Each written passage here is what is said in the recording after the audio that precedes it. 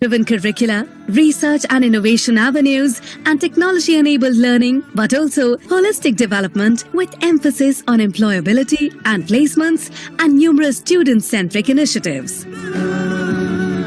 One such initiative is the Study Abroad Program, or SAP, wherein you can pursue part of the semester at Amity campuses in New York, Singapore, London, Australia and Dubai, and prepare to be a global corporate citizen with an exposure to foreign culture, industry and economic dynamics.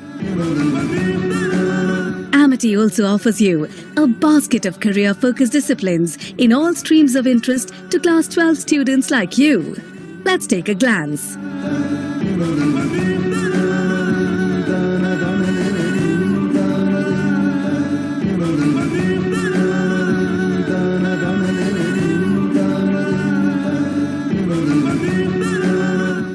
The pulsating campus life at Amity University, Gwalior is an enriching experience which allows you to flourish as an individual. By organizing and participating in diverse cultural events and competitions such as Youth Fest or being a part of Sangathan, the Inter-Amity Institution's sports meet that marks the birthday of Amity's founder-president, you get countless opportunities to enhance your organizational, teamwork and leadership skills. At Amity University, Gwalior, you follow a learning and development curve that is designed to help you stay ahead of the future by empowering you to dream and carve out a vision. It has been conceived to help you optimize your true potential. So if you see yourself joining the League of Indian Visionaries shown earlier, then go ahead and envision a better tomorrow for yourself and for India. A very warm and pleasant morning, ladies and gentlemen.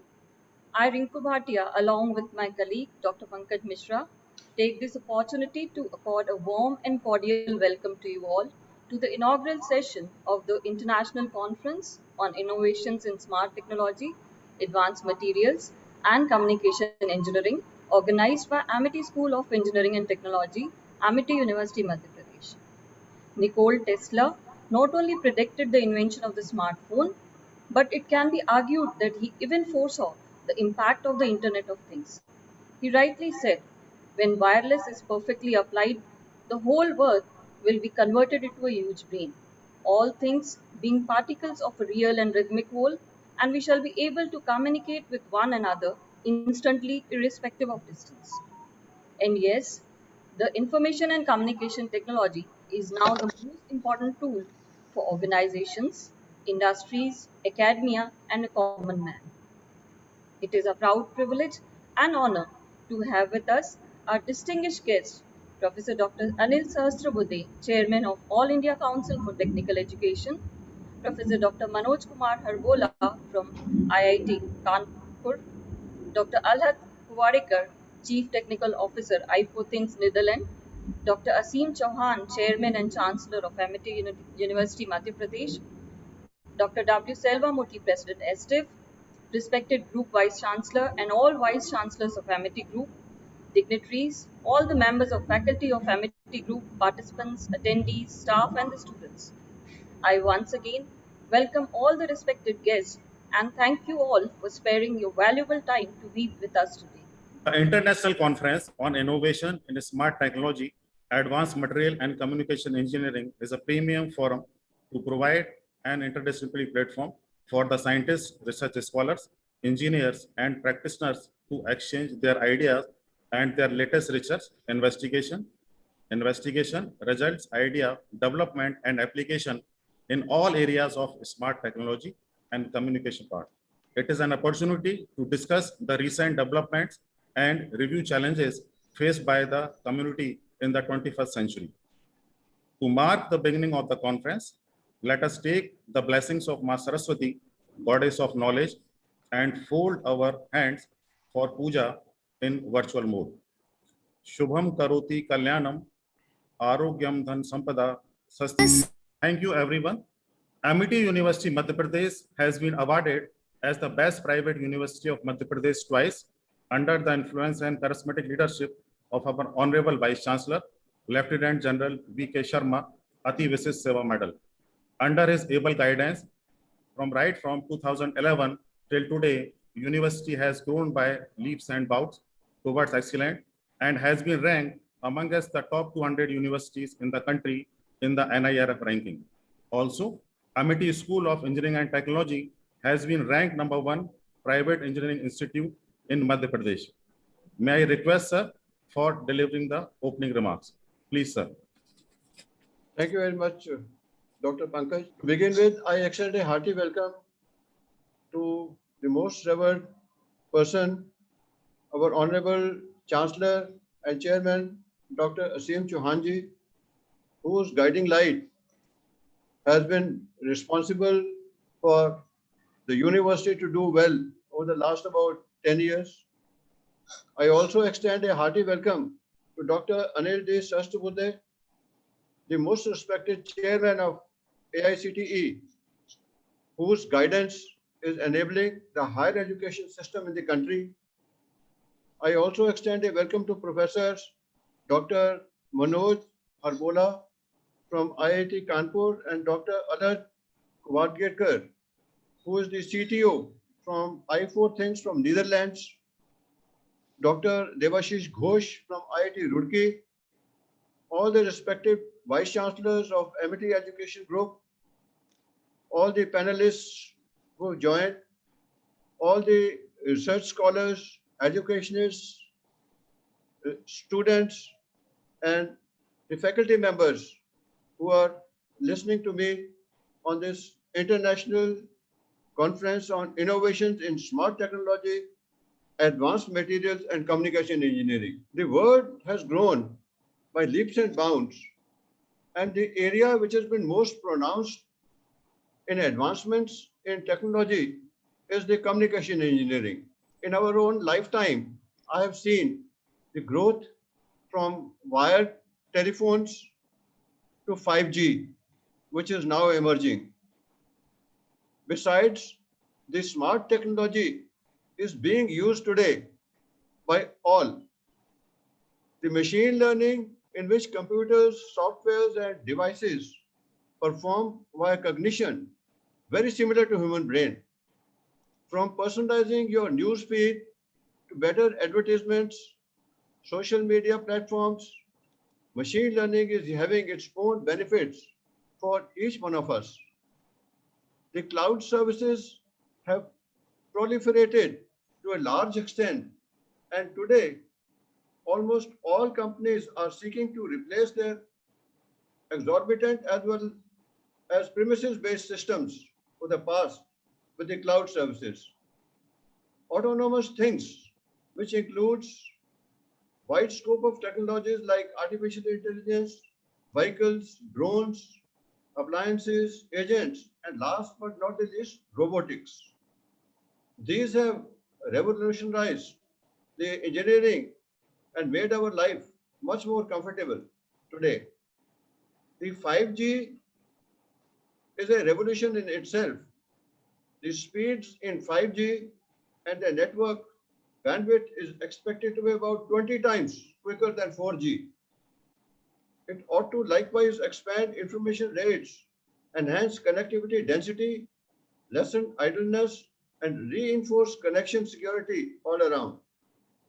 Nonetheless, the most important development of 5G is the capacity to make systems omnipresent. International conference, we have received more than 250 research papers from all across the world, and these will be presented in 14 parallel tracks being conducted after the valedictory section, after the morning inaugural session.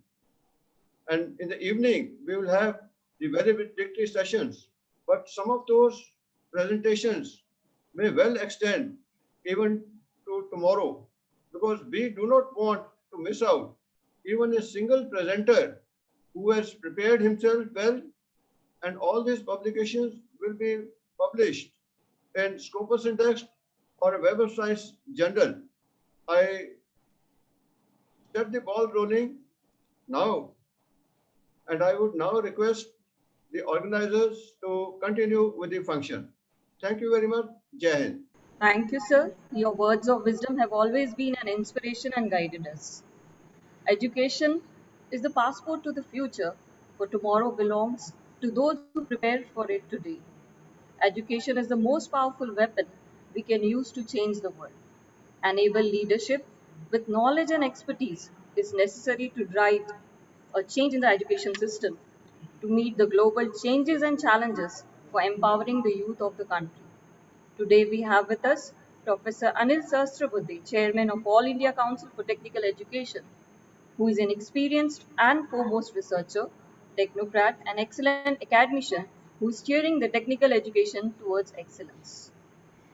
Dr. Sahasrabudhe, Professor of Mechanical Engineering at Indian Institute of Guwahati, is currently Chairman of All India Council for Technical Education. He has held several important academic, research, and administrative positions at Indian Institute of Science, Bangalore, Tata Consulting Engineers, Northeastern Regional Institute of Science and Technology, Itanagar, and IIT Guwahati. He also served as Director, College of Engineering, Pune since 2006 on deputation from IIT Guwahati prior to joining as AICTE Chairman.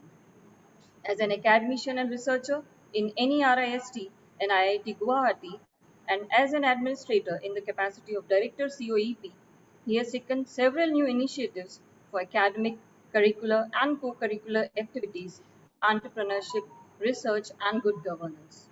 He is Chairman, Basic Scientific Research, Empowered Committee of UGC and SWAYAM Board. He is Fellow of ISTE, IETE, etc. He has been bestowed with several awards, which include Maha Entrepreneur Award 2011 of Praj Industries, Jeevan Gaurav Puraskar from MIT, World Peace University Pune in 2016, Mahatma Gandhi Leadership Award from Indian Achievers Forum, and CSR Times Award in 2019, etc. Now I invite and request Professor Sahasrabudhe sir for his words of wisdom. Please, sir. Thank you, Rinku Bhatia ji. Good morning to all of you. Namaskar. I'm indeed pleased to be amidst all of you in the inaugural function of the International Conference of Innovations in Smart Technology, Advanced Materials, and Communication Engineering being held by Amity University in Gwalior. At the outset, I would like to thank Dr. Asim Chauhan, Chancellor of the University, in whose name Asim is there. Asim is limitless. And therefore, the kind of support that is coming in for education in terms of expanding number of universities in different parts of the country, he has been doing the job. Lieutenant General V.K. Sharma, who is the Vice Chancellor of this Amity University, himself Ati Visishta Seva Medal. So it means Ati Visishta Seva he is also rendering in the education sector. Dr. Manoj Hajola, who is a faculty from IIT Kanpur, similarly faculty from Netherlands, IITs, others, and Dr. Jha is a Vice Chancellor from the University of the same Amity group in Jharkhand. I was just thinking, because his name is starting with Jha, same Jharkhand is continued and he's put in Jharkhand or what, I was just wondering. But all of these people who have joined, Major General Jain and all other delegates, in fact, coming to delegates, this is a virtual conference. So delegates are real, but they are in virtual mode. Otherwise we will assume that they are also virtual delegates. And the time is not far when we are talking about innovations in smart technology, robotics, and in terms of AI, machine learning, data science, as well as variety of robotic and activities like augmented reality, virtual reality, XR, etc. When they come in, there's no wonder someday, like our chess being played by the champions, world champions with a computer and getting defeated. There could be research publications coming from a robot, who knows, artificial intelligence based, it will do some analysis based on the data available and create a paper. And there may be virtual delegates also in some time to come. I think I'm just expanding what are the possibilities in the future. Therefore, innovations in smart technology, advanced materials, and communication engineering is a very important topic, rightly pointed out by General Sharma, that we when we started, we didn't even have telephones, and we had to wait for doing an STD or ISD call to having a mobile and having not just 2G, 3G, 4G, 5G, who knows, 6G, everything will come, and the data speeds will be so massive that I think we will be able to reach, see each other, talk to each other seamlessly. And I think that is what we are leading to. Therefore, the projects such as smart cities undertaken by the Government of India, there are 100 smart cities considered. So all of these innovations which we are talking about in terms of whether it is materials, whether it is in terms of various smart technologies, that is AI, IoT, machine learning, deep learning, robotics, AR, VR, cyber, cloud computing, data analytics, blockchain, they will become some way or the other part of these smart cities in different manners. Not only that, there will be communication, which is very, very significant and important. We talked about 5G. So whatever sensors are going to pick up, how fast they will reach to the server in the data, some cloud, and then using those cloud servers, how we can analyze that quickly and take, reactive action. That is also very, very important, because there may be a theft, there may be a lot of terror activities which are likely to happen, and therefore, in all this, whether smart cities or any other place, the kind of sensors, especially the camera, the movement, all of these sensors are going to become a very important part. But the collected information has to also reach at the fastest possible rate to the servers where it can be analyzed. And these analytical tools, using cloud computing or using fast track computers, which are, you have parallel computing, you have supercomputers, and analyzing that data and what decision is to be taken based on what inputs are coming. So all of that has to happen in microseconds. Otherwise, the time is lost. I think some catastrophe may occur. This is not only for security purposes, but also in terms of places where we have all been detecting today because of the analysis that we are able to do on the cloud, and how we are able to even know about the rainfall, the cyclones that are incoming. All of these are able to be predicted, and the action that has to be taken because of that. We have a lead time of sometimes 2 days, 3 days. We can avoid the damage to the property, the people, all of that. And this is all possible because of these various smart technologies which we are talking about. And that's why these smart technologies are certainly important. But along with that, you have added these two things which are very important. I talked about communication. How fast that communication happens is important. Without that, advanced technologies will remain where they are. And therefore, advanced technologies coupled with electronics and communication is going to play a vital role. But the sensors part, which I said, and that is where advanced materials will come in. We have materials, sometimes we have our stories in Ramayana that Hanumanji used to change his size to a very massive size and shape and then do something. They appear to be stories, but today we can have materials which are called shape memory alloys and then memory-based materials, which will remember what they have done earlier, and their shape can change, size can change, and depending on the context, we use them as sometimes spring. Same material can be used as a damper in mechanical engineering. I think these are all phenomenal developments which are possible by using smart materials. These advanced materials are also smart materials. They are not only natural materials, but combination of natural materials and some of the artificial materials being generated.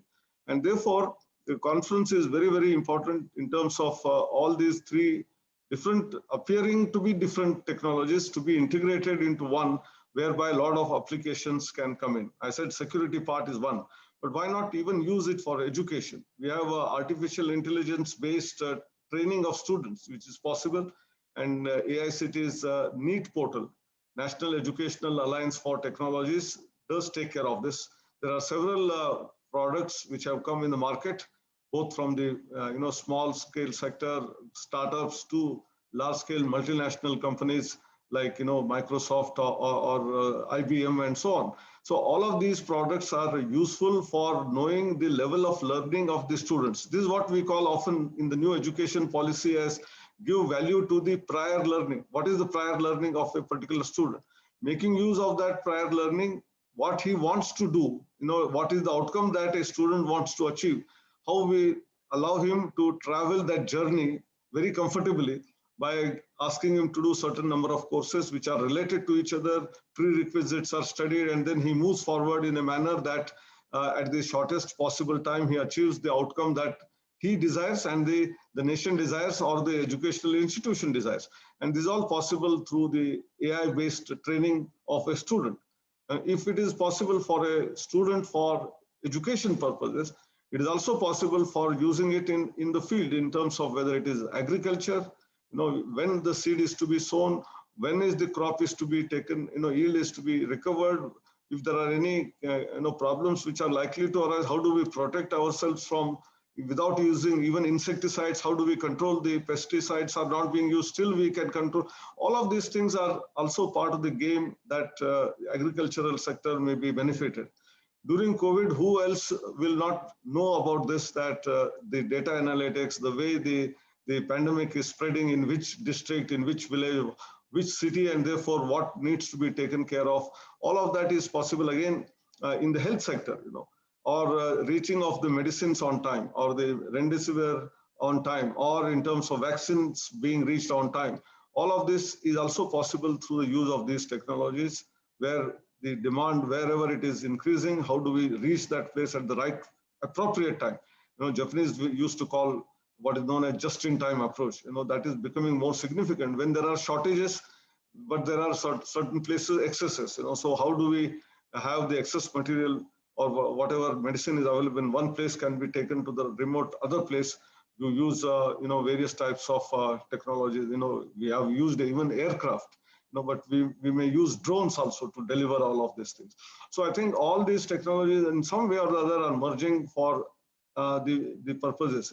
Defense forces, will require monitoring of the borders.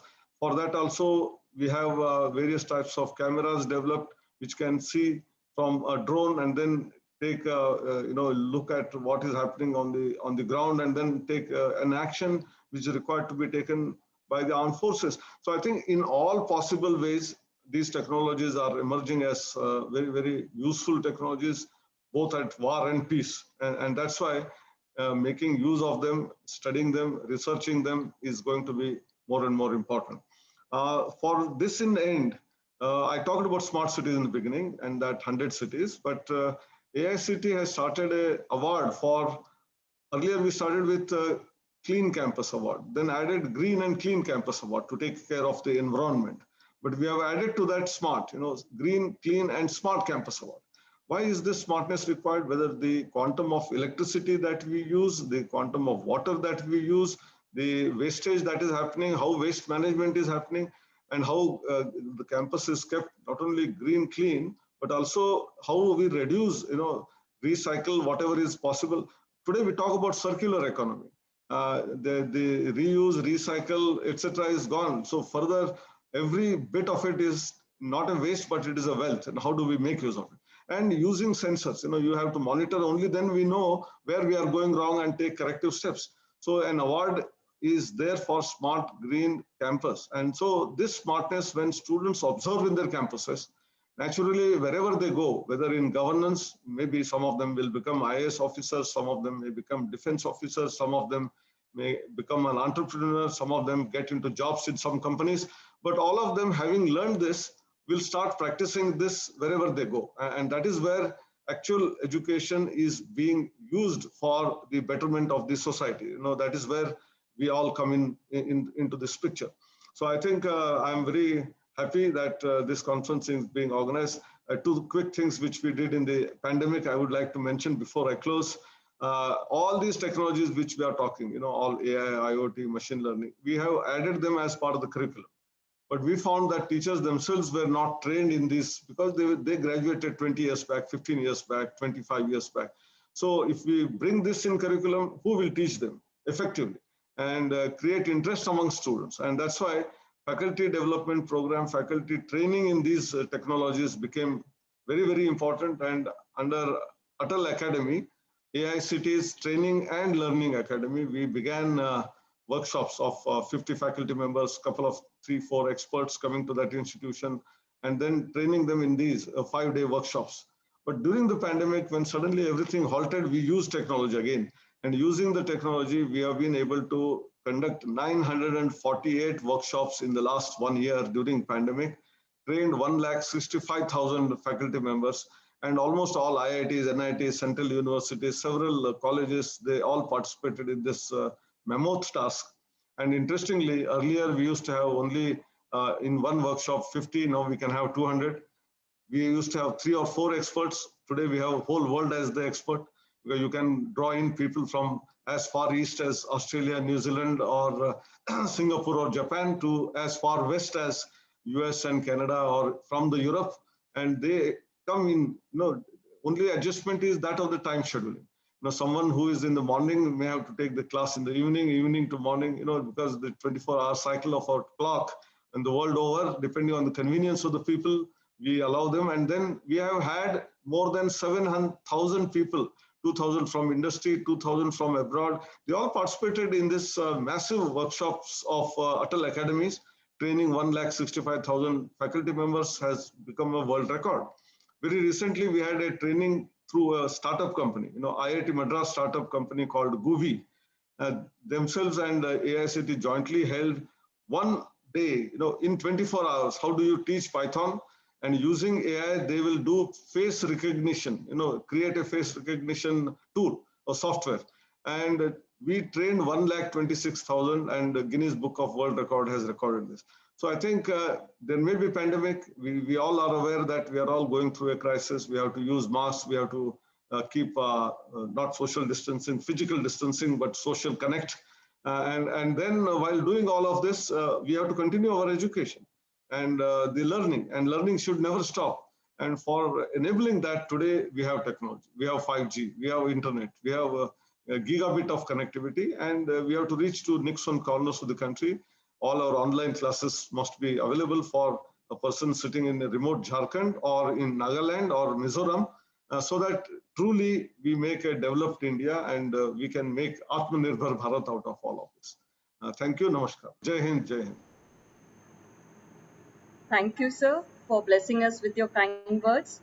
I'm sure your optimistic vision and inspirational thoughts will motivate all to work towards not only making their institutes, organizations, their homes, as well as the country to a new world. We have with us a very dynamic Chancellor, Dr. Aseem Chauhan.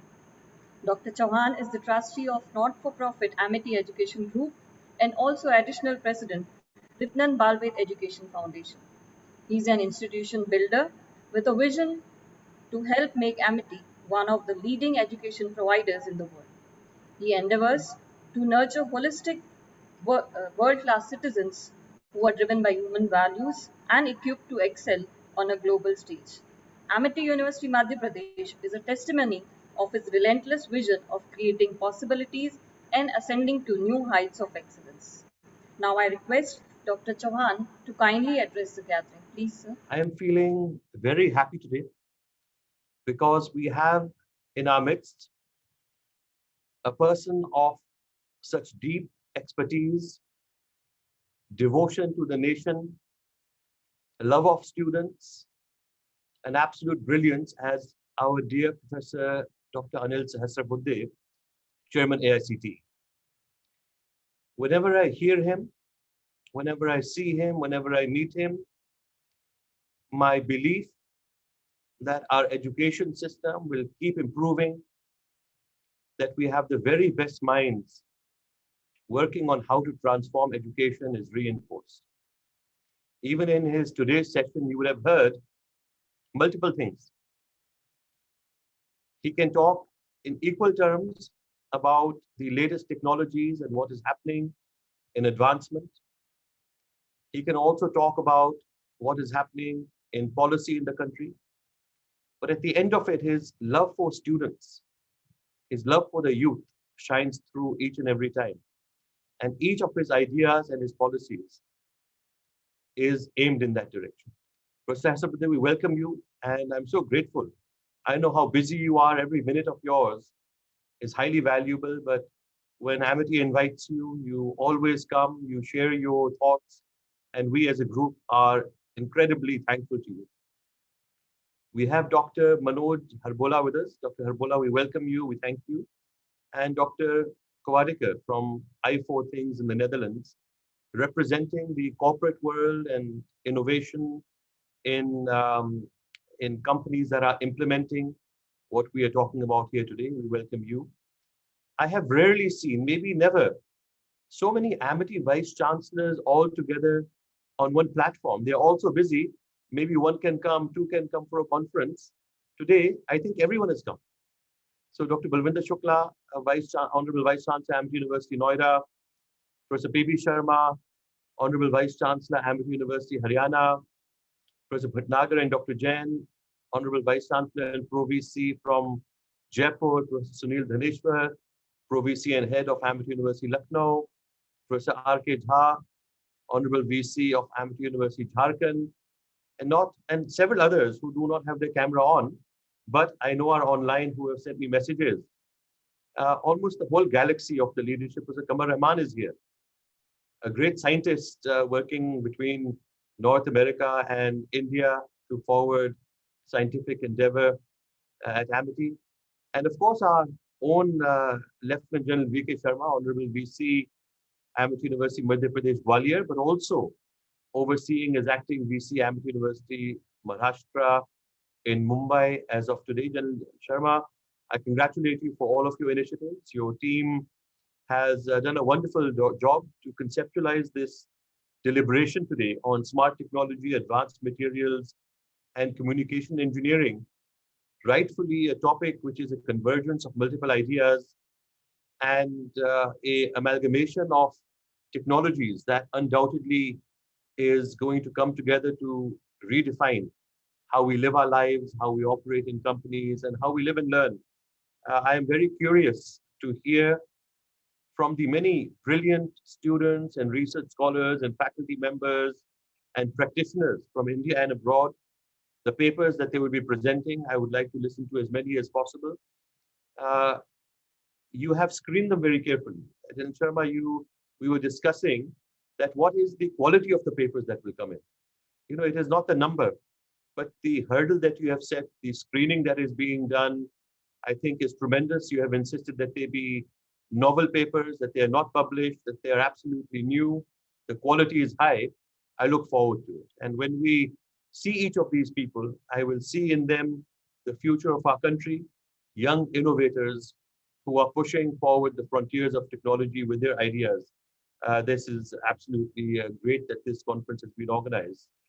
We should see that the most brilliant of these papers, can we work together with them?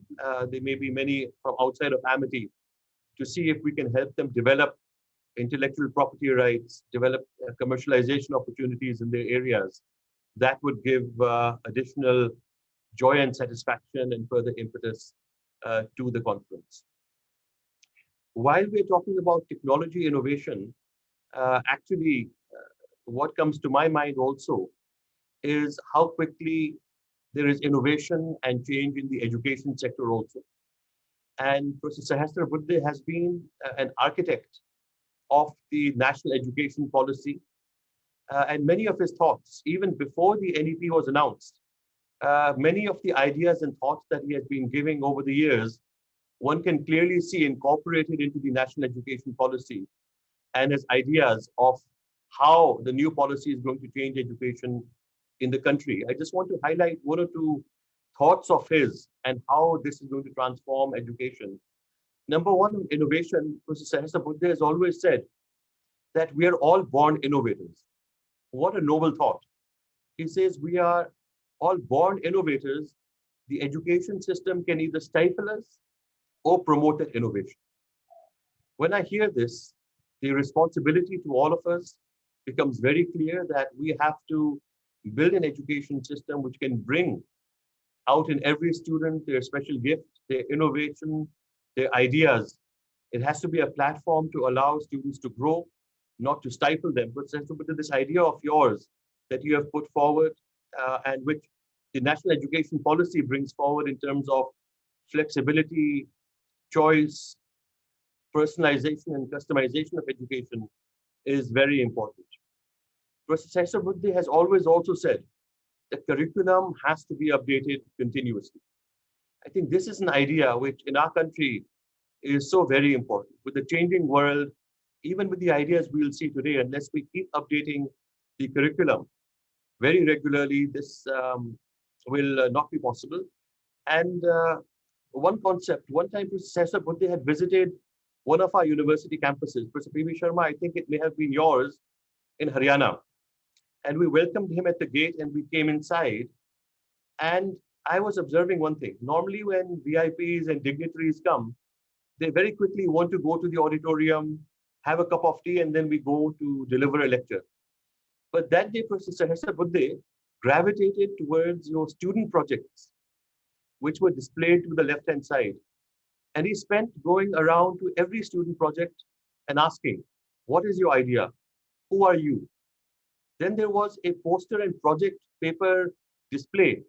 He went to every project and asked the scientists, what are you doing? Where is the funding from? What is your innovation? And when he left, all of our students, all of the young scholars were so deeply inspired that someone of such senior stature will spend so much time asking and talking.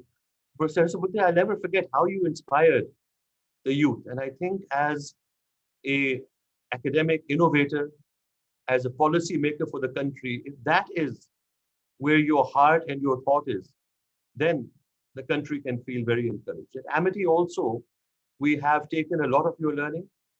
We have, from a very early time, implemented what we call Education 4.0, which mirrors Industry 4.0, in which we are integrating the latest of technology for many years now, AI and data science and cybersecurity and IoT into the curriculum, but looking also at innovations in how the teaching, learning, and pedagogy can be imparted.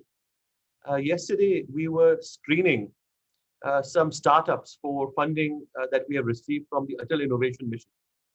And one of our panelists who was helping us screen these startups said one line, which I thought was very relevant. He asked one of the young entrepreneurs, he said, I hope you did not waste this crisis. I hope you did not waste this crisis. And I felt so happy about it because this is something our founder president has been saying now for a long time, that this pandemic that we have seen is once in 100 years, in our lifetime. This opportunity to harness the change, the innovation potential, the changes that can come, may never come again. So in education, we have to think very deeply that the learning we have from this online experiment, the behavioral change which has come in the students, the incredible training that has been imparted to so many educators in the country, how can we draw from that the very best and integrate it into our education systems going forward? How can we create systems using technology and adaptive learning, using data science to make sure that every student, no matter how many students we have, that every student feels that their need is addressed in a very individualized manner, that we're not putting students through factories and cohorts, but rather that we are in a Guru Shishya Parampara manner, asking every child that what is it that you're good at? What is it the speed at which you would like to learn? What is the portfolio of subjects? So at Amity, sir, we are very much focused on this desire to provide customized, individualized education. A lot of inspiration we draw from you and your thoughts. We listen to every word you say at every platform very carefully. And you talked about smart cities and smart campuses. So I'm happy to share that at Amity University, Madhya Pradesh in Gwalior, we are the university selected by the state government to make Gwalior into a smart city. So we have the agreement with the local government administration. There are active talks happening. Now, maybe we would like to see change happen in a faster rate, but I know that our university is actively engaged to help make Gwalior a smart city. And in terms of smart campus, we have been the first platinum LEED certified university in India and only the second in all of Asia, which means that all things, wastewater management, proper utilization of the environment, renewable energy, photovoltaic integrated buildings, all of the things and the operation and maintenance of that. The second platinum LEED certified university in India was also an Amity University. And each one of our universities has either platinum or gold status, because we want to give our students an example that this is how life should be lived, that your university does not just teach it, we live it, and thereby inspiring them like you inspire us. Professor Buddhe, we are always grateful to you, not only for the words you impart, but how you live your life.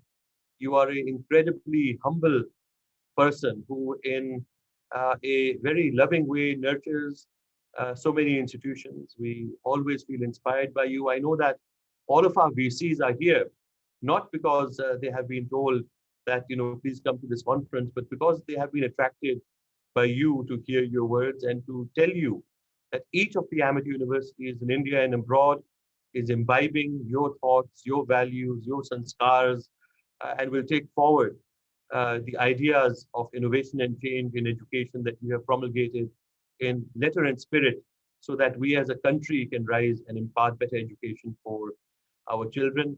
Harbola ji, thank you to you. You have spared your time. Purvadekar ji, we look forward to hearing from you. And to all of our vice chancellors, senior leaders, I've got so many messages on the site. Professor Kothari, you message, you are here.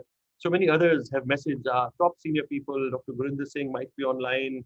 I hope Dr. Selvamurthy is online. He attends all of these sessions. If he is, we should bring him onto camera, one of the top scientists of the country. All of us, after hearing Professor Sahasrar Buddhe getting his time so liberally, have a responsibility, and we must pledge that we will keep taking under the guidance and vision of our founder president, Dr. Ashok K. Chauhan, who we are so lucky to have the guidance of and continuous mentorship of, that with the ideas of Professor Sahasrar Buddhe, we will take not only Amity universities, but the Indian education sector to great heights, that we will try to create an environment, an ecosystem where Indian universities are in the top 100, if not 200 very soon in the world, and that people can say that Indian universities also are amongst the very best. This is our desire. Thank you so much to all. Thank you, sir, for your motivational words. The International Conference on Innovations in Smart Technology, Advanced Materials and Communication Engineering has received huge response from various reputed academic and research institutions across the globe. Papers have been selected on the basis of high quality and application by the review committee and have been shortlisted for publication in Scopus and Web of Science Index journals and compiled in the form of e-souvenir.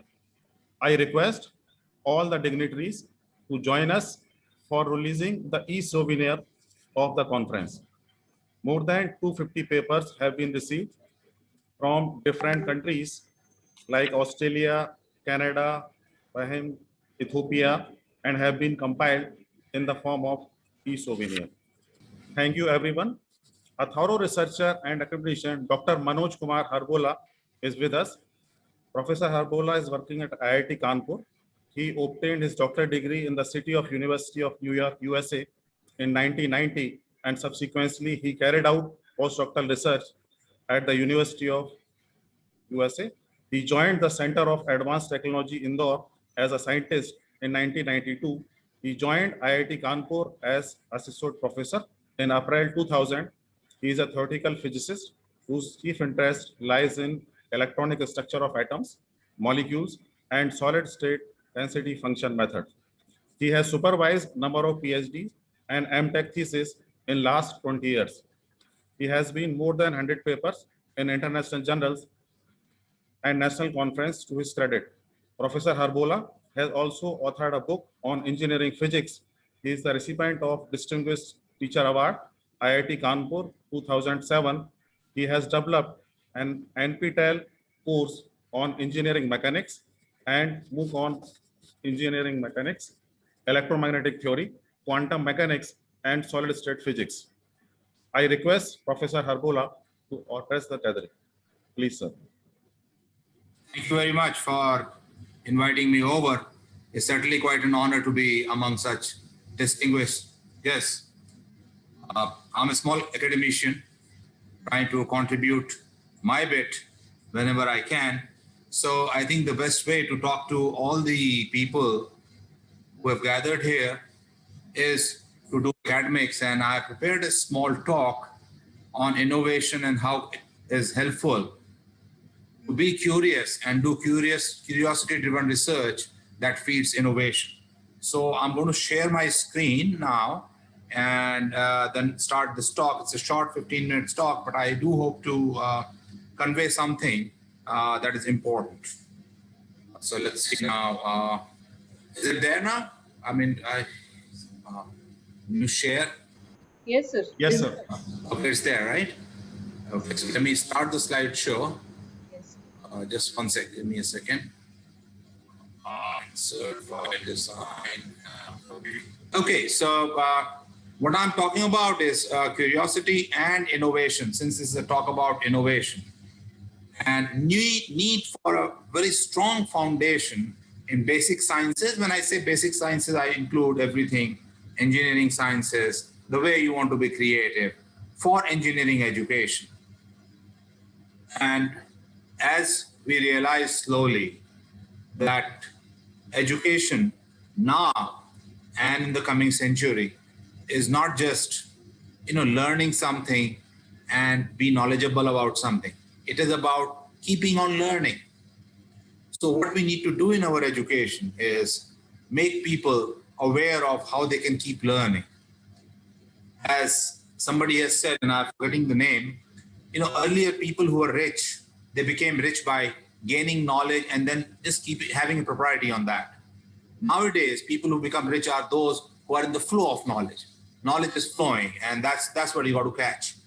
And to do that, you have to be curious, you have to be learning, and you have to be ready so that you can learn very quickly when new things come. So let me start by just curiosity-driven research. When you have curiosity, what happens?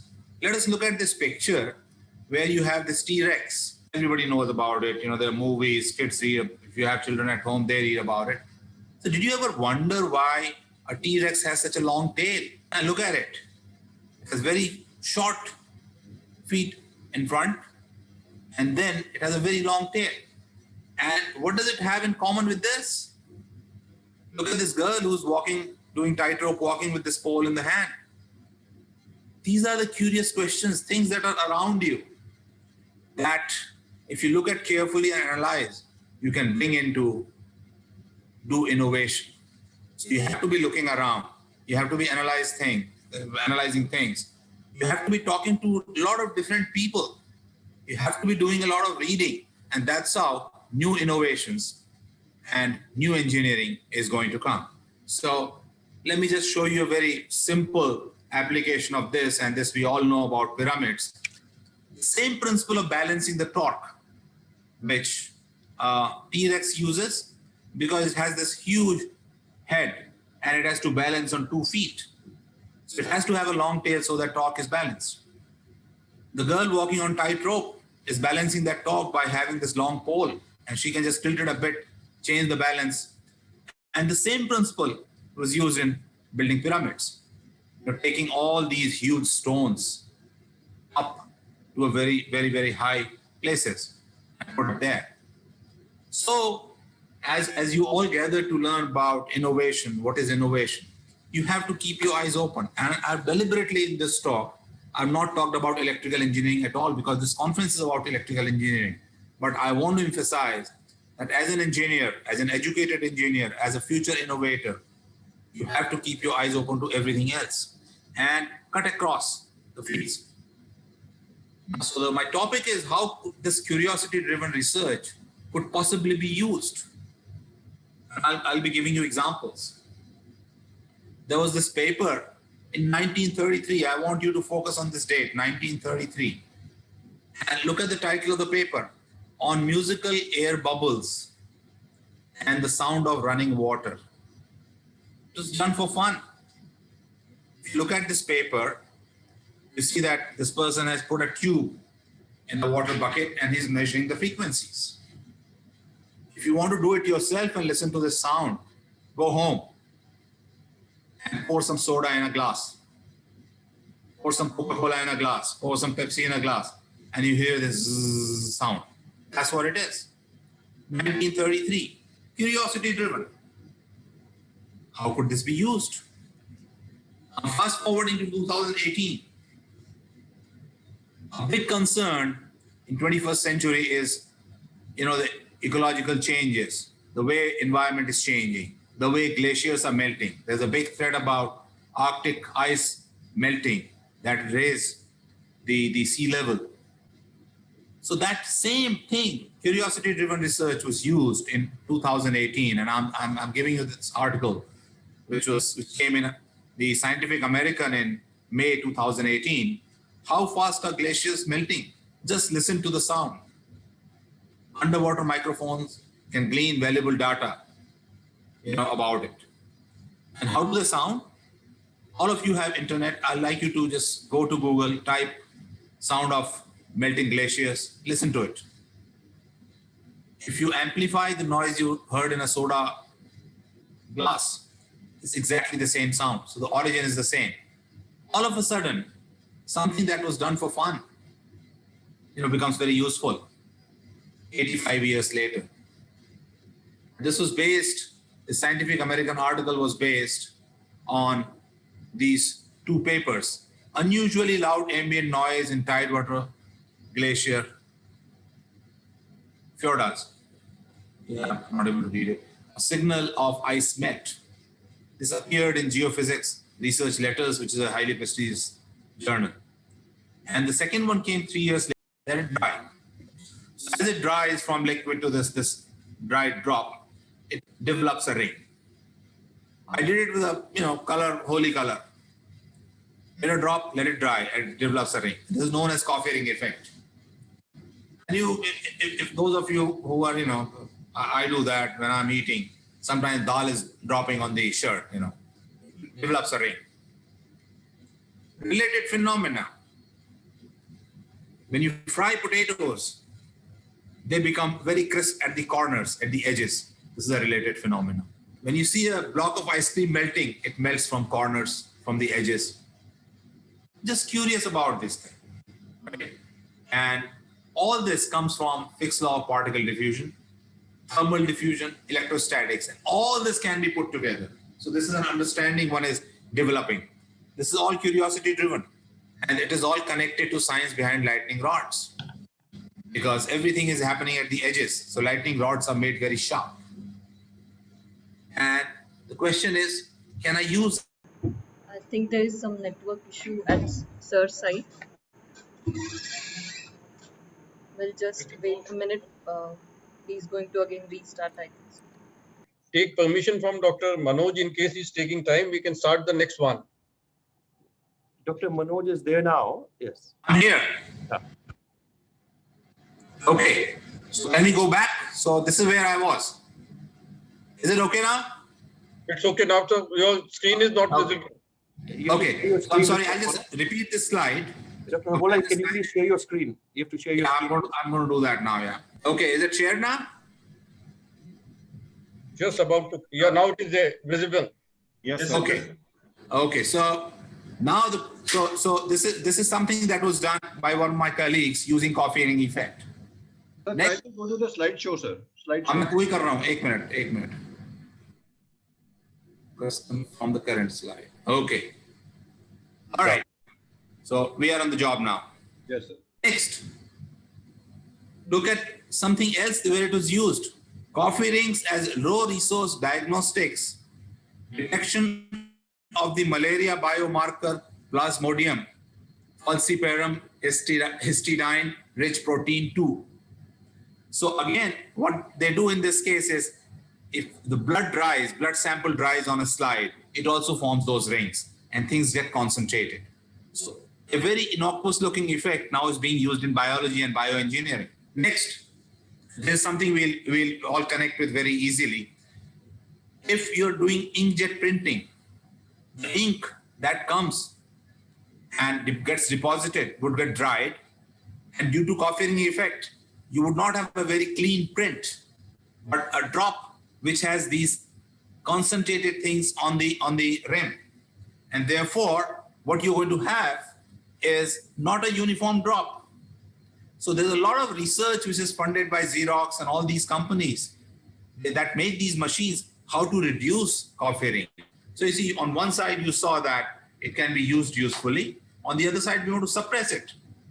Go to another way of doing it. Go to another curiosity-driven research. So this is something called, there was a lot of papers on this, and one of them is Marangoni effect reverses coffee ring depositions. That's what you want in a printing or something like that. So let me show you now what drove this. If you ever noticed, if you have a wine glass and you swirl it around and you have these tears of wine coming down, this is a very common phenomena. Anytime you mix alcohol and water and do this, you will see these tears coming down. And this is known as Marangoni effect. Mr. Marangoni wrote a thesis on this, explaining this. And this is actually related to surface tension. So I would like you to go home, do this. Put some black pepper or some, some masala or something on water and put a drop of soap in between, or put some soap on your hand and just touch it in between, and you'll suddenly see it going away. That's because low surface tension thing spreads.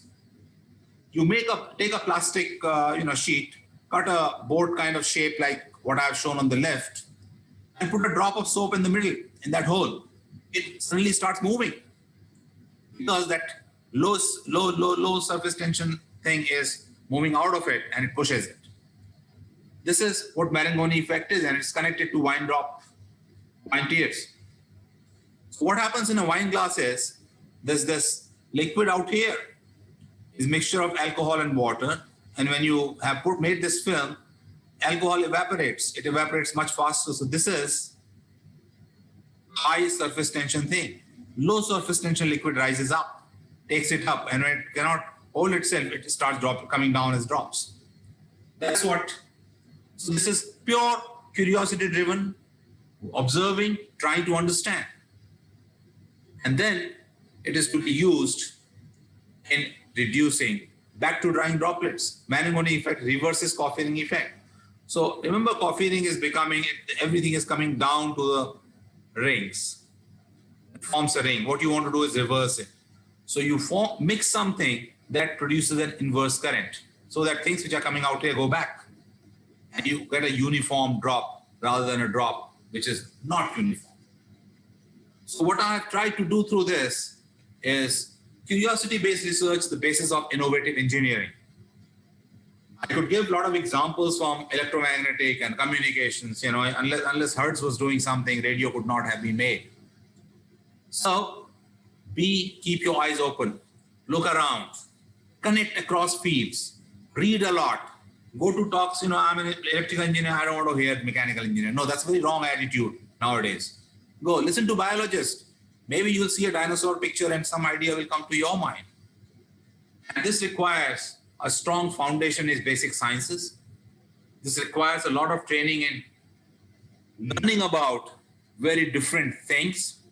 This is 21st century.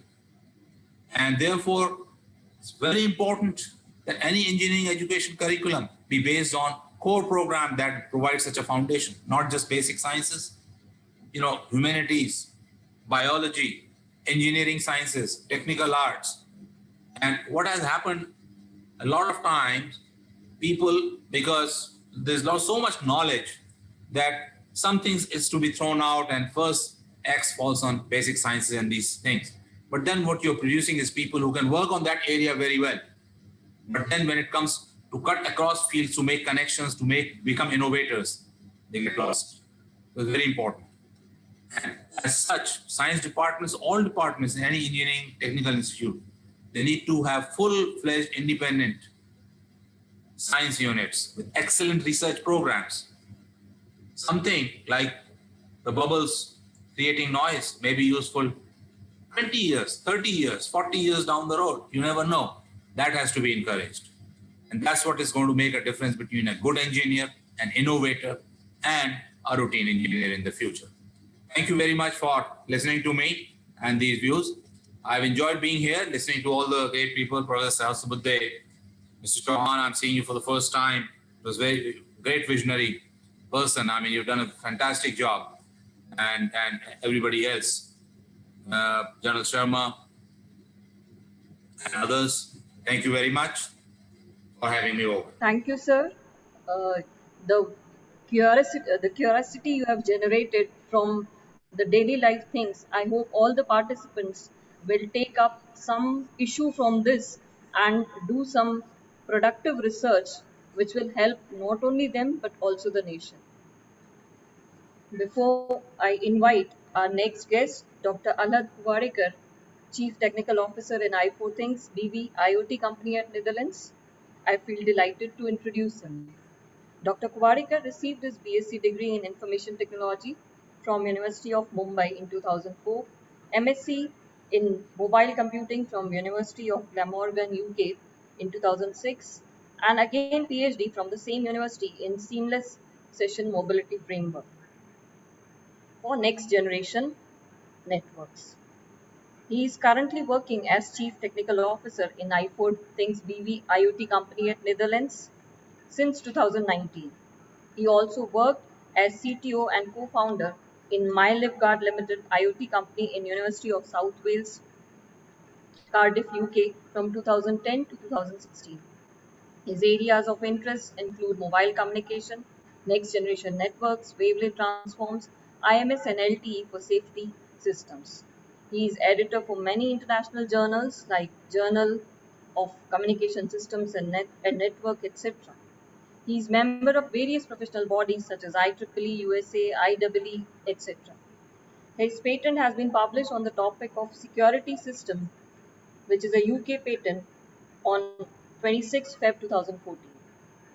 This patent describes how SIP IMS can transmit video from an IP camera through ISDN to a 3G phone as a native 3G video call. He has developed different apps such as Android, Symbian, iOS, Raspberry Pi, etc. He has to his credit published books, book chapters, and more than 40 research papers in various reputed international and national journals and conferences. Now I request Dr. Alad to kindly share your knowledge with us. Please, sir. Thank you very much for the kind introduction. I'm just going to share my screen now. Are you able to see my presentation full screen? Yes, sir, it is visible. Visible. Okay, excellent. Okay. So I'm going to today talk about IoT or Internet of Things as the next generation smart technology. We all hear a lot about IoT, and what is IoT all about? IoT is basically, as we said, Internet of Things, but how does all this hang together? So basically the Internet of Sorry, Things. Dr. Alad, can you move on to show mode? It's not in slideshow. It's not in slideshow mode. Okay. Now? Is that Yeah. better? Thank you. Yeah, no problem. Thank you. Okay, so basically the Internet of Things, or I think you cannot even read my slides right now because it's getting covered by the video most likely. Yes, we can see your slides. Okay. Because I thought Zoom is overlaying on it. That was the thing. But let me see if You I can can comfortably hide Zoom. read. Okay, excellent, good. Okay, so the Internet of Things, or IoT, is a system of interrelated computer devices, mechanical and digital machines, or objects, or even animals or people that are provided with unique identifiers with the ability to transfer data over a network without requiring human to computer interaction. For example, now I've got here sort of a motion sensor. When this motion sensor triggers, my light bulb goes on. And this is just a simple IoT interaction that happens between devices. In case of my motion detector detecting motion, there could also be additional scenarios like, things like my kettle going on if I wanted it to, or something else that turns on or turns off, things like that. So that is where all this IoT interaction happens. So usually we can divide it into smart home IoT and industrial IoT. A smart home IoT is basically making your home smarter with these sort of internet connected devices. and that can transmit data and take some actions when necessary. However, with industrial IoT, it is mostly about, if you want to get your manufacturing process right, or if you're controlling a nuclear reactor, for example, where a human cannot go, then possibly you do it remotely. And that is where industrial IoT is pretty important. So also you can extend all of these things to smart cities, and we hear all this concept about smart cities. So what is all this fuss about smart cities? So usually when you think about smart cities, what is sold to you as of today is, yeah, we will have 5G networks, we'll have data, higher data speeds or things like that. No, but we need more than that. Like, if I want to know where a parking space is available to park my car, I should be given that information well in advance. My car should be able to book that parking space. Everything should be automatically be paid for from my bank account. I don't have to touch anything. I just go to the parking spot, get in, park my car, and everything is done. The car should search for it. The car should pay for it. Everything should be done in one go. I don't have to worry about anything. When I leave the parking space, automatically it should be paid for. That is how it should be. Usually what happens, especially my experience of India, is that you have to pay the cash, then the person says, "Arey chutta nahi hai mere paas," and all those things happen. Why should I think about all this? Like in Europe, we don't even carry any cash with us. It's usually all card payments. It's done, dusted, and that also is not needed. That is also, I think, a step too far at the moment. It should all be automatic. So let's go through a bit of history of IoT. Most of us think that IoT is a new subject, but IoT has been around for a long, long time. What happened during World War II was that all the communication lines were destroyed. Because if you think of a telephony network, it has to go to an exchange, and there is a single cable linking an exchange, or maybe multiple cables linking an exchange to exchange, and so on. But then, if that exchange is destroyed due to some natural disaster or due to a man-made disaster, then basically everything comes to a halt. So at that stage, what the US the Defense Department said was that let's actually create something new, which we all today know as internet. Or in those days, it was called as ARPANET from DARPA, which was the Defense Academy. So they created this wherein if anything goes wrong, at least you have multiple links and you can continue using the networks. And then basically that turned into the whole internet as we know today. In 1982, okay, the internet is there. Then what do we do with it? Okay, we can transfer data, we can visit websites. Most of us can watch videos on YouTube. Fantastic, we can do all of this, but why not control devices? That was the idea. In 1982, Carnegie Mellon University in the US had the soda vending machine, wherein most of the researchers said, yeah, I want to know if the soda vending machine has soda which is cold enough for me. So they wanted to check how cold was it when it was loaded. So they put in sensors, they connected it to the network, and they started getting information how cold it was. Great. Now people started becoming lazy. So somebody said, yeah, I want to make the first internet toaster. So John Romke wanted to make the first internet toaster. He went on to make it. But the downside was it still needed you to load bread slices into it.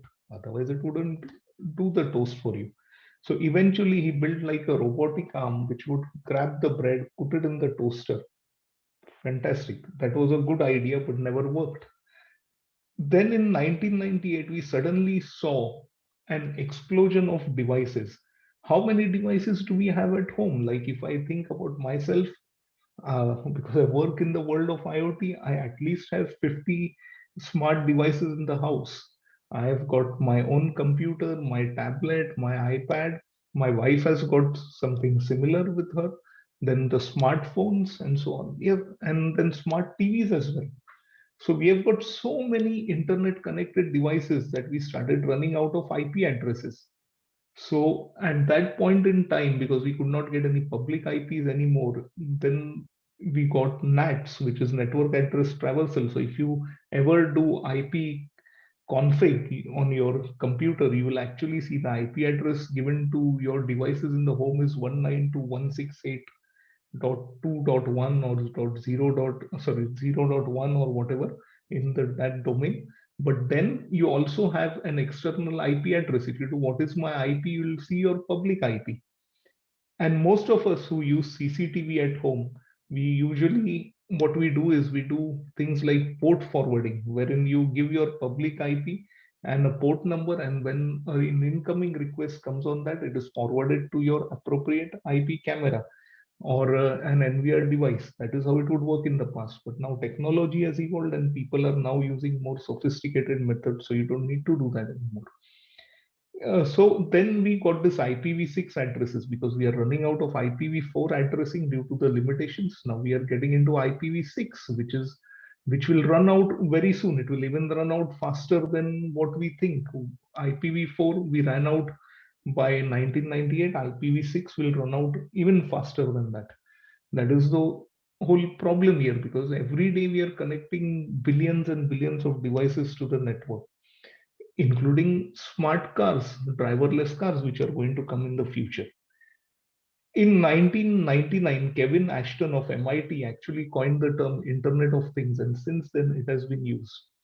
In 2000, obviously, LG wanted to jump on the bandwagon and they announced their smart fridge, which would detect things like how fresh your food is. If you had to order some food, then basically it would do it automatically for you if any of those resources were running low. Now, in 2002, I got interested in the whole IoT concept and I decided to build my first IoT plug. Now, bear in mind, there were no mobile apps in those days, and mobile phones were also pretty limited. So you had these old Nokia phones where you could not do much on it. So with limited resources, I decided to build my own IoT plug, as you can see here. And all it did was, now for the young generation, they might not have seen an RS-232 port anymore. I had connected all this to an RS-232 port on a computer that was opened up. And basically what you actually see here, if you can see my mouse pointer, here you have got all the relays with stepper motor controls. And basically they would go from one level to another, switch on, switch off, so the light could be dimmed. And all this had to be done through a command line interface on a keyboard. So you could just press some buttons on the keyboard and you could do it on an older computer. And here you can see that the voltage has been supplied for the bulb to light up. So this was in itself a basic form of IoT. Then in 2007, things changed dramatically. The first iPhone was released and everybody started talking about apps. Apps was the next big thing everybody wanted. So things like previously used, SMS and everything just died away, or phone calls, everything went on to apps. Today, we use more of WhatsApp than actually calling people, because we send text, we send videos, we send messages, photos, and so on. We do not use SMS as much as we used to in the past, because it's convenient, free of charge, we don't pay anything for it, and fantastic. And then Facebook collects all the data, of course.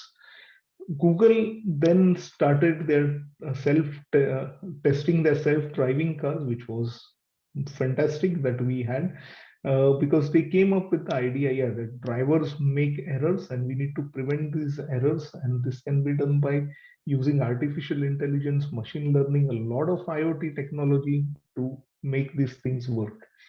In 2012, Philips actually released their first Hue, which was their smart lighting product. And you could control your lights from anywhere in the world, you could change colors and so on. And it was a big sort of a win for Philips, because it was really great that they brought something of that sort out. Google Glass was released, and all of us know about Google Glass and how it has helped many people in performing surgeries and so on. What was interesting was, while all this was happening, we just saw everything happening in the Western world. Now China came along, and China introduced what is called as the first ESP8266 chipset for IoT, which was one of the most sold chipsets as of today in the IoT world. It was basically the cheapest chipset that you could buy. I don't have one in front of me at the moment, but I would have shown you. But I've got its successor, the ESP32, that you can see in my slide on 2016. And this allowed a lot of developers to build a lot of products very easily.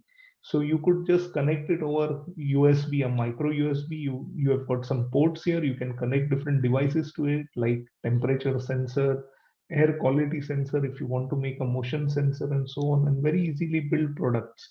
That was introduced first, and that took the internet by storm because of the price and the quality. The quality was really good. In 2015, I certified my first Android-based Z-Wave stack, uh, because in those days you had a standard called Z-Wave, which is now moving to the professional installer market. So that was something I worked on, but I'll come back to that later and I'll explain what Z-Wave, Zigbee are. In 2016, Amazon Echo was introduced, and all of us got used to saying, Alexa, turn on the lights, Alexa, turn off the lights. Google Home, for example, I can say today, okay, Google, turn on the lights, and okay, Google, play my favorite playlist, and Google Home does all of that. And then we talk about the ESP32, which was a successor to the ESP8266, which is here, as you can see. And basically, it does Wi-Fi and BLE both together. So that is really nice because you can set it up using BLE and then connect it to Wi-Fi. So this was a pretty interesting product. Eventually, we also used the ESP32 to make a different kind of a PCB, a customized PCB. And then I can show you that now you look at the chipset size that was here. Now I'll show you the chipset size when we finally made it into a sensor. This is the chip here. It's even smaller than my fingernail now. So you can actually see the difference between from where it is to where you can really go. So there are multiple IoT technologies that are available as of today. So you have got Wi-Fi, which we all have at home. So you can connect these devices. For example, like I have a motion sensor here, I can connect it straight to Wi-Fi and it works. But Wi-Fi is power hungry. So if I put this motion sensor in on Wi-Fi, then it can consume battery life for up to 3 months and it's dead. Then I need to charge it again or replace the batteries. Then we have 433 megahertz. 433 megahertz has been around for years now. And a lot of technologies a lot of products have been using 433 in order to connect devices to. But these things on 433 megahertz, usually what happens is you need a hub that does the radio translation between Wi-Fi to 433. Then we have got BLE, which is Bluetooth Low Energy. Bluetooth Low Energy is used for many things, like my smartwatch uses it. Then I can use devices here over BLE which allow me to connect them. But again, you need a hub because it is not like Wi-Fi. It still operates on a similar frequency, but you still need a hub to run it. Then we have two competitors that I've put next to each other, that is Zigbee and Z-Wave. Zigbee and Z-Wave were basically the IoT protocols which were used until now, and now they are slowly moving into the professional market because you need hub, you need the chipsets, you need certifications, so things become pretty expensive. Then you have got a cellular technology which is picking up quite a lot because operators, their only way of earning money is basically through selling SIM cards, and when you consume data, they earn money. So if these devices had a SIM card slot in them, then I could insert a SIM card and then basically start using the device, which would be perfect. With 5G technology now coming into picture, what is changing is that more and more people want to actually put SIM cards in their devices and forget about it. The main advantage is, okay, if the Wi-Fi goes down, there is a network problem on the Wi-Fi, you at least have a backup cellular network that works. So rather, why not use cellular networks for it? So that was the idea behind using cellular networks. Then you have Google pushing something called as Android Thread, as they call it. The Thread technology is sort of a low power technology. So the same sensor can work over IP protocol, though it needs some radio changes. But when you use it over IP protocol, they have done some radio modifications in a way that the same sensor, the battery could last for like 10 years. Again, depends on how many times you trigger. So if you put this in a shop, where people are constantly moving. Of course, it won't last for 10 years, it will last for much longer. Then you've got LoRa. LoRa is more like a French technology, which again uses radio technology to control devices. And there is a new standard that is coming out, which is called as Matter. And Matter basically unifies a lot of technologies together so that you can install any device using any app, kind of a thing, that is certified by Matter. So that way you do not have a confusion. Now, if I, as a normal consumer, I do not know what to pick up. If I go to a store, I might pick up a Zigbee device and a Z-Wave device and then wonder why they're not working. So you need something that unifies all these together. And that is where it said that Matter will come into picture. But we need to wait and watch for the next 2 to 3 years and see how Matter will perform. So there are some other IoT protocols that are usually used. We all know HTTP. Then there is MQTT. Now, MQTT is basically a protocol that is used for sending data. It is an IoT protocol and which is widely used, and it is an ISO standard.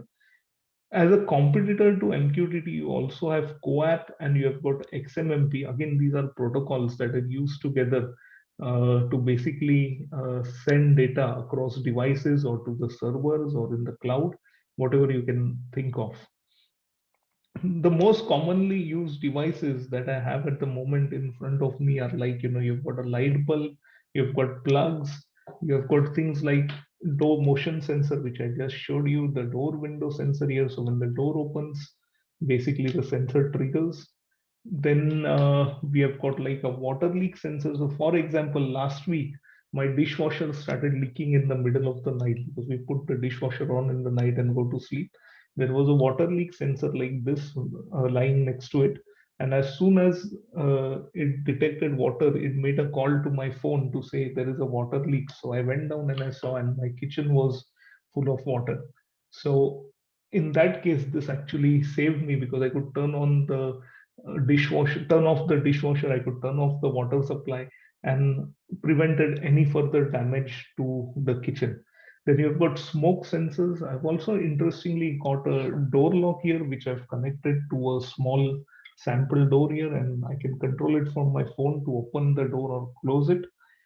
Then I've got a doorbell lying somewhere here. So here is a doorbell. So if somebody presses this, I get a call on my phone and I can see who it is at my door. I've similarly got an IP camera here. Then we have got a panic button. So in case of emergency, an elderly person can press it and then you can inform the next of kin. You've got a thermostat. If you look behind me, there are some smart speakers. There is a smart watch that I have here, which measures a lot of things about my health. If I go for a bike ride, it knows how long I've gone. It basically draws the track where I've been, and I've got a smart TV as well. So these are the most commonly used devices. But with so many devices at home, what we lack is intelligence. We call it smart home, but still you need to control many of the devices through your apps. You need to basically use Alexa to control them. Why not make everything automated? And that is where you will be using a lot of AI, machine learning, and so on, where we'll be moving during this current decade, where a lot of AI machine learning will be applied, and most of the things should actually become automatic by the end of the decade is my prediction. Why should I even have a wall switch at home? Everything should be absolutely automatic. I don't have to even turn on my lights. Like at my home, for example, we have got intelligence built into our platform, which allows us to turn on lights at sunset and turn them off at a set time when we go to bed. But also you can add more intelligence to that. So think about it that your home is now self-learning and intelligent. And this is how the smart home of the future would look like. So a day previous in the night, I get a meeting has been scheduled at 9 a.m. I go to bed and my colleague decides to change the meeting time by 30 minutes in the night. My smart home recognizes this change, and as soon as it recognizes this change, it decides, okay, let me delay the alarm by 30 minutes and let Allah sleep for 30 minutes. However, it knows that the fuel in my car is less and I need to fuel on the way. So it decides to set my alarm to 20 minutes later as my car needs refueling the next morning. So instead of 6, my alarm rings at 6:20. And once you wake up, what do you do first? At least this is what I do. I pick up my phone and start reading something. If I've received any WhatsApp messages, whether I've received emails and so on, I start reading my phone. And that is what the bad addiction we have about smartphones. So I should not even have to touch my smartphone. While brushing my teeth, my smart home should actually just read out whatever messages are there, whatever information has been provided, and automatically I should be able to browse through the list here. The news, things like that should automatically happen. The system should also inform me what time should I leave my home so that I can get to my office on time. So it tells me you need to leave your home by 8:30 a.m. Good. Now I know, and I can schedule my day around a lot of information that I've got during the day. So I walk down. My favorite coffee is ready because the coffee maker has turned on and created my coffee. My breakfast is also ready. And then basically the system recognizes that I'm running low on milk and maybe running low on cornflakes, for example. So the system automatically orders it from the grocers.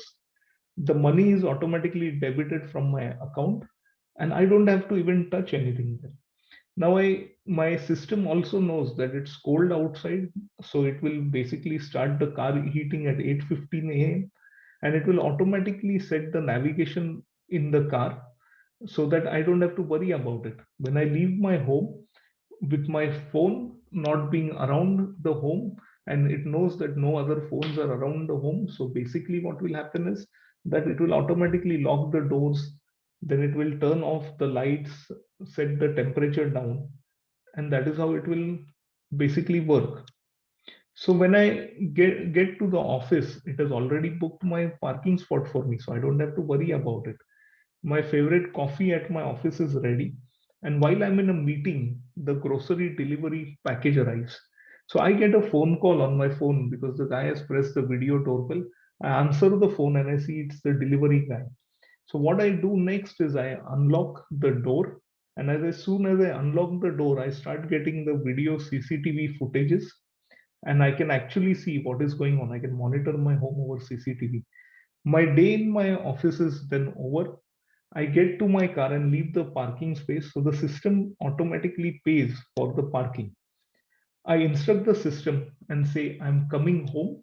And now the system knows I'm coming home. So the heating at home is turned on to reach the optimum temperature before I reach home, because it was turned off and it is cold outside. So it will, to reach the temperature like 22 degrees, it needs some time.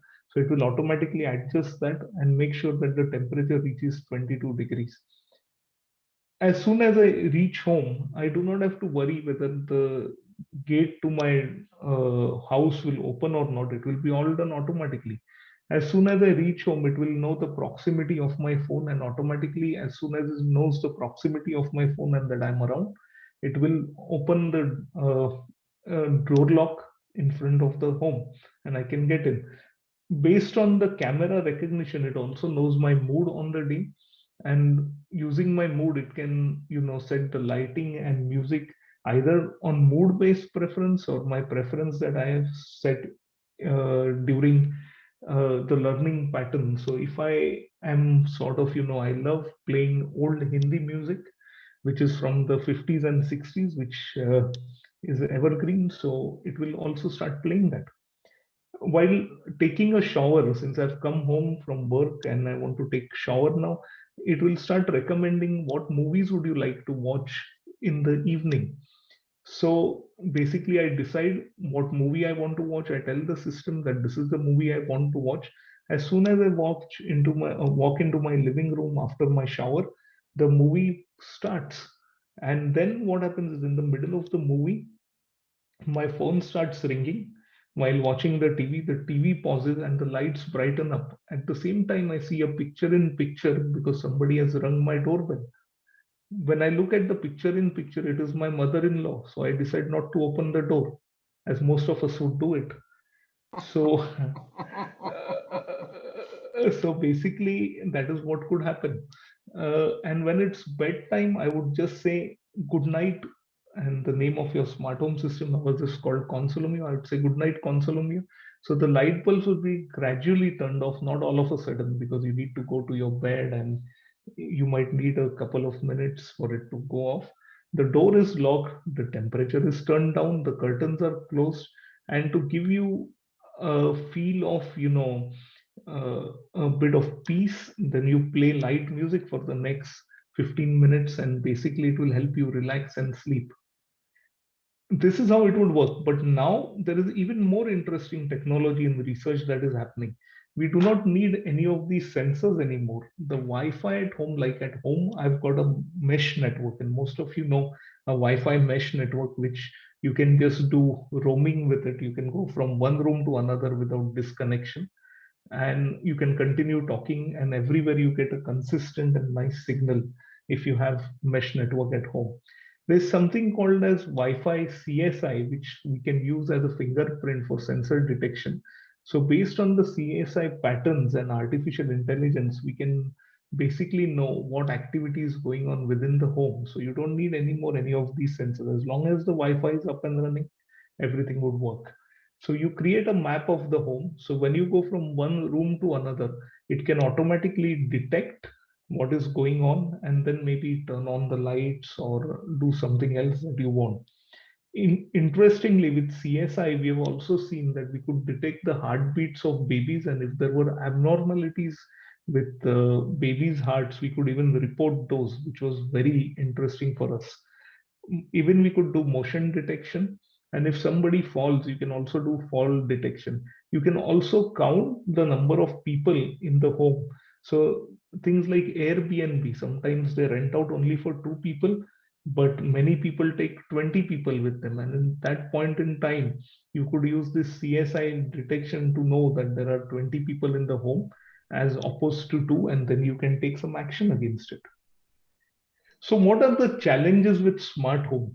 So the main challenges are basically fragmentation. What do I buy? Do I buy a Zigbee or Z-Wave? Is it compatible? Is it supported? I've got different apps for different products. That is the biggest challenge. If you have a Sonos speaker at home, you have a different app. Amazon Alexa, a different app. Google Home, a different app.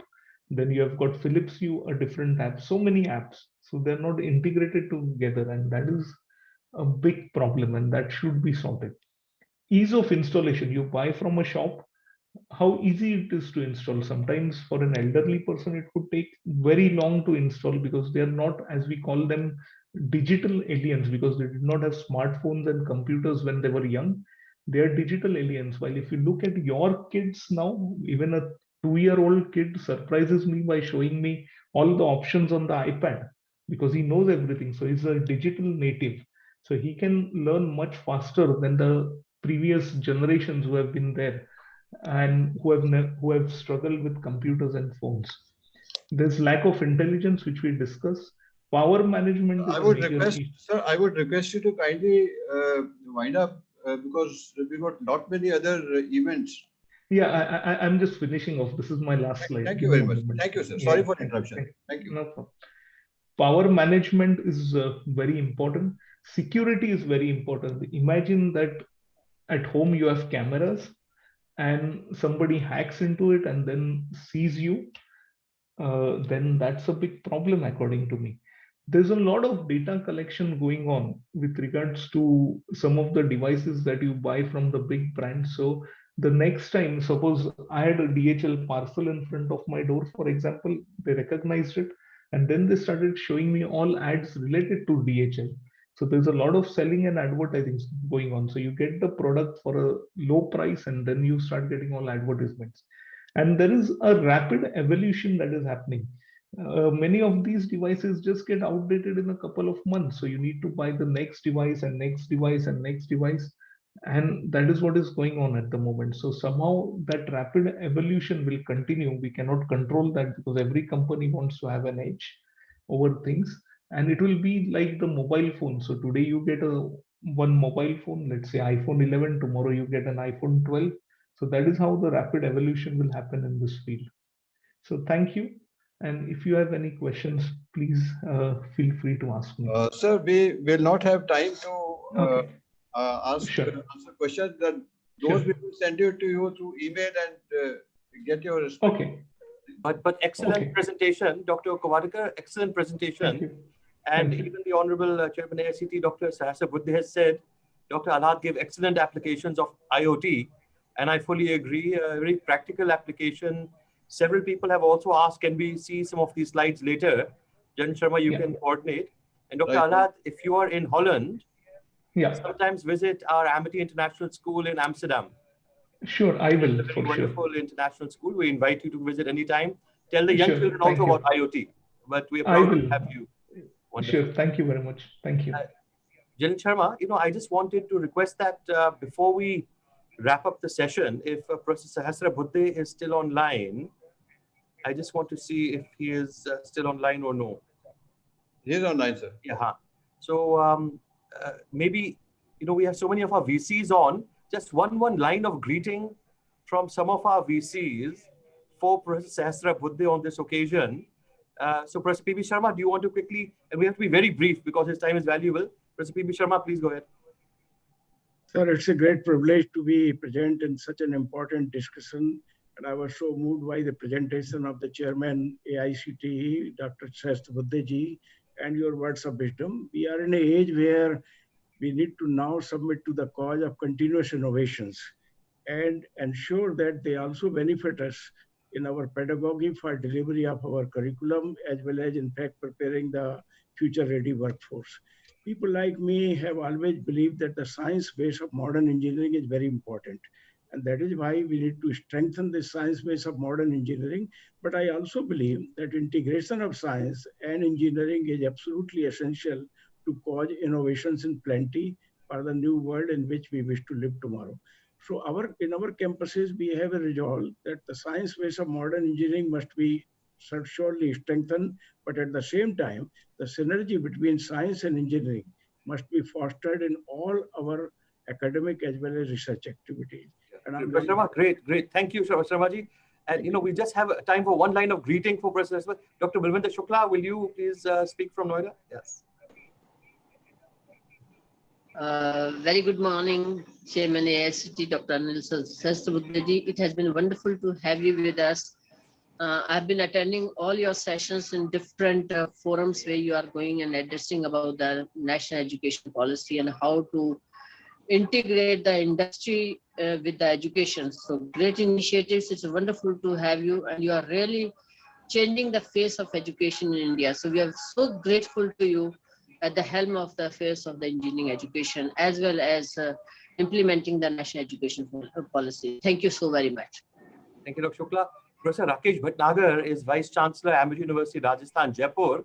Till recently was Vice Chancellor, BHU. Professor Bhatnagar, please, your line of greeting for Chairman AICT. And kindly unmute, Professor Bhatnagar, please. Kindly unmute. And I know you are also in a parallel session online. Yes. I'm sorry, I'm at two different places. But these days, technology allows you to be at two different places at the same time. So, respected Professor Sahasra Buddhe, I still remember when you visited my campus about a couple of months back in February, I suppose, to attend a function, and we were together. Professor Sahasra Buddhe, I have always seen you. You give a lot of emphasis on innovation. And I always agree with you that country can never progress unless we put a lot of emphasis on innovation. And innovation only comes when we allow our younger mind to think out of the box. They should start thinking which is not obvious. And the moment we start thinking non-obvious, we go to a new path and discover new things, innovate new things. And these days, knowledge as well as innovation is the key for becoming successful country, becoming a rich country, improving the economy. So I have always seen Professor Sahasra Buddhe, you give a lot of importance to innovation. You arrange a lot of marathon meetings and competition amongst young people, youngsters. So with these words, I would like to thank you once again. And I'm very glad to be part of this conference. Thank you very much. Thank you, Mr. Bhatnagar. Dr. Selva Murthy and Dr. Jha, are you there? If either one of you is there, if you can please put your camera on. Dr. Selvamurthy, Professor R.K. Jha, Professor Kamar Rahman. Okay, in the meantime, Professor Dhaneshwar, one line from you from Lucknow. Professor Dhaneshwar, you can go first. A very good morning to you, Mr. Buddhe. I have been following you since 2006 when you were director of COEP Pune and I was with Bharati Vidyapeeth Pune. You have been always very inspirational and motivating, sir. Thank you so much, sir. Right. Dr. Selvamurthy, will you kindly give your one line of greeting? Thank you, sir. Thank you so much. Innovation is the forerunner. That is the key to development. Dr. Sahasrabudhe, pleasure to see you. And you are a great visionary who is giving a new dimension for technology education in the country. And we compliment and we express our gratitude to you for all the support, blessings you keep giving to Amity universities and Amity as a group. So I would be, I take this opportunity on behalf of founder president, the chancellors, and on my own behalf, express our gratitude. We have a long association with you for more than 3 decades. And also all the experts whom I listen to you in the IoT and also the innovation has to become a culture in the country. And that is the Amity culture. And whatever we do, it should lead to lab to land, mind to market, and also from the laboratory to the bedside. So this is the concept which we have developed, innovation culture. And right from the people and the infrastructure, the ecosystem. So we are doing a great innovation in all campuses. And this particular, the conference, yet another important effort to give a new direction. We are listening to your guidance, advice. It is compliment to the Vice Chancellor of Amity University, Madhya Pradesh, and also Dr. M.P. Kaushik, who has taken this initiative. Sharmaji is a very important because innovation is the breath, and every breath of founder president is innovation. So we have churned out a number of, we have filed more than 50. Dr. Murthy, thank you, sir. Thank you so much. We could not do without you online. Thank you. I appreciate it. In any case, I'll be there in valedictory address today. In the we will hear long from you, because your words are so valuable. Finally, we cannot have everyone speak because of paucity of time. I know so many senior people. Finally, lastly, Professor Kamar Rahman, just one line from your greeting for Honorable Sahasrabudhe. Okay, thank you very much. It's a very important meeting, and I think innovation is very important, and innovation comes from research. If you do high-class research, innovation will come automatically. So thank you very much. So Professor Sahasrabudhe, the whole Amity Galaxy is here to be with you, and we have great regard for you. We thank you for your time today. General Sharma, back to you. Sir, thank you very much, sir, for your kind words. I would also like to mention to Professor Dr. Anil Sahasrabudhe that Amity University Gwalior has also conducted one of the FDPs sponsored by Atal from 26th of May to 30th of May, and that was also on Internet of Things. Very interesting, sir, and we had a host of best speakers from all over the globe, and 200 people have benefited from that. So thank you very much for that, sir. Professor P.V. Sharma, just sorry, I don't want to interrupt, but like Dr. Alahad today had walked us through 4 slides of presentation, what a smart home would look like. You wake up, automatically the toaster is on, the TV is on, parking lot is allotted. Can Professor P.V. Sharma, you're a great innovator, can you take the lead and from all of our campuses, make 4 slides for me, what an IoT-enabled smart campus would be like? A student walks in on their phone, they know exactly where to go. The pre-assigned homework is uploaded. Through adaptive learning, they get a score for the day. Hostel is, temperature is reduced when they're not in, or the AC is off.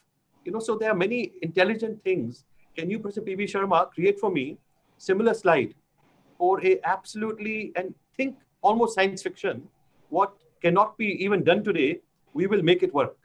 I already have commissioned one project with an IoT startup to come up with a concept for a IoT-enabled full campus.